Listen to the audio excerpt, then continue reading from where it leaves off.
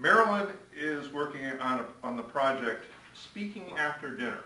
So imagine that you are finishing up your dessert, and here comes Marilyn Brown speaking for 8 to 10 minutes. This is from the Leadership Manual, Marilyn Brown.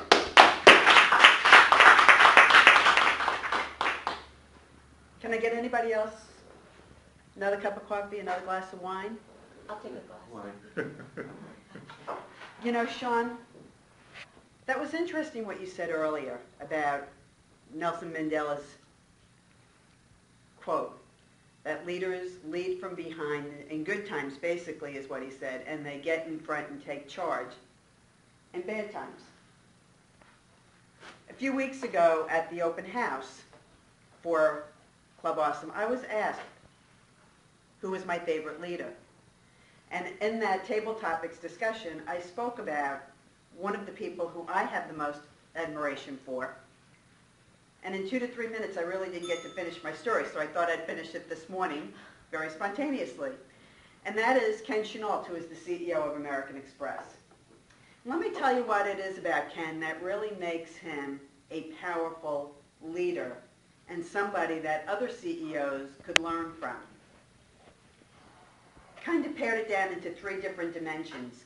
Ken showed a lot of courage in the time that I worked with him. He was always raising the bar, and he was a man that worked and lived his life with a set of principles with a high level of integrity. And many of you might sit there and go, so, you know, MD, what do you know about Ken? You know, how do you become an expert on him? Well, it just so happens Ken and I kind of started at American Express at the same time. So I watched Ken grow in his career, and I watched him and got to know him over that 26 years that I worked with him. And Ken had a couple of things going for him. First of all, he was young. He was black in an organization where there weren't too many people in a leadership role that were black. And not only was he black, but man, he was good looking. Ken was a hot looking guy. And that immediately made an impression.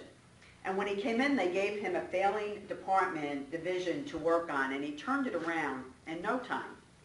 But where I think he really made his first stake in the ground, his first stand, was when he went into marketing. And as the story goes, that during that time, during the Super Bowl commercials, Visa was always doing this whole new thing of, and they don't take American Express, or you can't pay with American Express. And Ken said, I want to go head-to-head with Visa. I want to do an American Express commercial because you could pay for your Super Bowl tickets with American Express. You just couldn't use it with the vendors in the kind of surrounding atrium. And as the story goes, on a Friday night, Ken was told, absolutely do not run that commercial that you're planning to run. And if you do, there's a good chance you won't have a job here on Monday morning. This was Ken's first attempt in his he was probably in his 20s at that point, maybe late 20s, his first display of true courage. Ken let them run the commercial. It took the nation by surprise because they didn't expect it. People came up to the ticket box and they wanted to pay with Visa, and the guy said, no, we don't take Visa, we only take American Express. It ended up winning Commercial of the Super Bowl, and it also was in the top 10 commercials of the year. Ken came into work on Monday. He was no longer at risk of losing his job. He was a hero, and it started the projection of his career. He ran our operating center. He basically was in charge of gold and platinum cards, so he came down to visit us frequently in Fort Lauderdale. And when he did, as I said, he was like a rock star.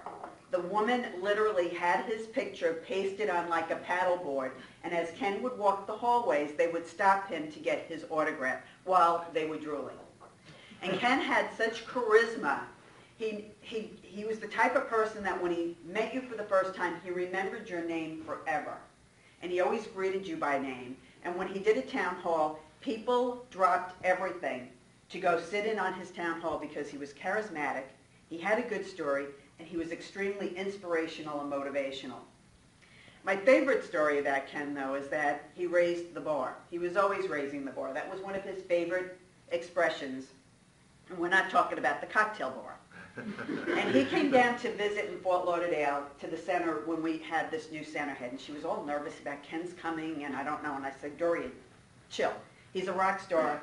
Everybody will take care of him. Don't worry about a thing. But the center and the employees wanted to do something fun to recognize something that was of interest to Ken, which was basketball. He played with Julius Erving. He was an avid basketball player. When he had time, that's what he was doing. So they had designed this basketball shoot-off that they were going to do. So for weeks we had teams rotating through the atrium of our center playing basketball till they got it down to 2 teams. Now you have to imagine at American Express, the second floor is a flat floor, and then 3 to 6, it's like a catwalk all the way around the atrium. And when we had speakers, people would collect around the catwalk edge and lean over the railings, and the place was just overflowing this day. Ken was here. There was a basketball shoot-off. This was going to be fun. A lot of new employees had never seen him, heard him, met him, so they wanted to know what this Ken guy was all about. And they had the basketball set up at the normal height, whatever that is, and at 6 feet they had employee, customer, and then at 8 or 10 feet it was shareholders. So those were our 3 goals. And then at 20-something feet, like 22 feet, they had corporate enterprise. Well, as luck would have it, these 2 teams are competing, and as the noise is building, the people are cheering, and these kids are choking like you would not believe. They can't even make it, the basket, from the 6-foot line. I had finished a crossword puzzle that was about Ken and his family, and I somehow won the prize. So I had just had my picture taken with Ken, so I was standing next to him. And as we're watching this, I kind of leaned in and I said, Ken? He goes, Marilyn? I said, I think you're going to have to show them. He goes, I think I am. And with that, he took off his jacket, placed it on the security desk, rolled up his sleeves, and walked out and went, Fort Lauderdale, I'm going to make this shot. And if I make this shot, you're going to owe me. Talking to the crowds. I don't know what you're going to owe me yet, but you're going to owe me. And with that, he didn't go to the 6-foot line or the 8-foot line. He went back to the 20-foot line. He stood there. He had the ball in his hand. He bounced the ball once. Up in the air it went, perfect arc, came down, never hit the rim, never touched the net, right through the basket. The place went crazy. People screaming, yelling, the cheering, the noise was like ready to take the roof off the building. And I looked at somebody next to me and I said, that's why he's the CEO. That's how he raises the bar. It was an incredible moment. Following that came 9/11. Our center in New York was damaged. We lost 12 employees in the World Trade Center. Ken was in Salt Lake City that day. He flew back home immediately, did not worry about the building. He worried about the employees. He met with them in shirt sleeves, looking pretty tired, worried about the business, but more worried about his greatest asset, which was his employees. My best friend was the HR person handling the arrangements for the 12 employees that we lost. He called her every single day for the next month to check in on her and the families. He called the families. He erected a memorial for them in headquarters. He was always about the employees first. When my job was eliminated and I made the decision that I was leaving American Express, there was another town hall that he happened to come down for. And as Ken would do, he would walk in, hey, David, good morning, how you doing? Or, oh, you're new, what's your name? Or, and he got to me and he looked and he goes, Marilyn, how you doing? I said, I'm good, Ken. He goes, no, really, are you okay? And I had the sense that he knew somehow, some way, that out of all of these thousands of employees that he had, that my position had been eliminated. But here, still after 26 years, he remembered my name and addressed me by name. When you get the chance to talk to a CEO, what I find is a lot of leaders will try to impress them, ask them in questions about the business to show that they're on top of things. We had another event like that where everybody was asking him, right after 2008 it was really, so I just went back a little bit because I have time on the clock.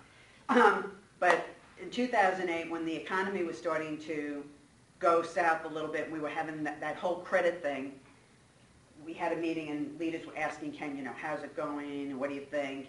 And he saw me in the crowd and he came over and I'm like, so Ken, how you doing? And he goes, well, you know, this is going to be okay. We're going to get there. I said, I said, I don't care about that. I said, I want to know, how about you?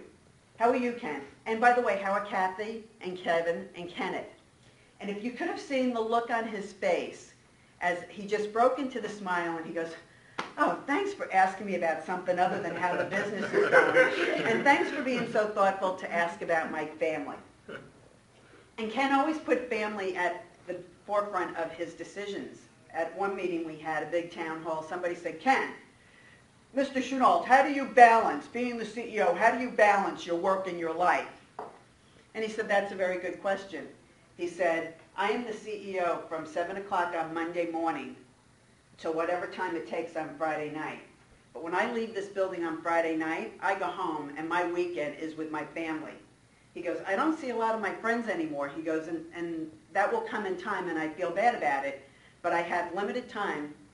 My family always comes first. And I know that when the kids were playing basketball, he would fly from, you know, Phoenix back for the game and then back to Phoenix. So he would do, with the luxury that you have as a CEO, that transport to be there for his family. So that was always very important to him. And so as I think about him as a leader, he's one that courage, integrity, and Ken always said what he was going to do, and he always did it. He has a page in his playbook that I think other CEOs could benefit by. And that's why, as you all continue in your careers, and I'm going to assume I was talking to some fellow American Express employees, focus on what he does and follow that, because he's a great role model. So thank you for that time and topic. And anybody else want more coffee, more dessert, more wine?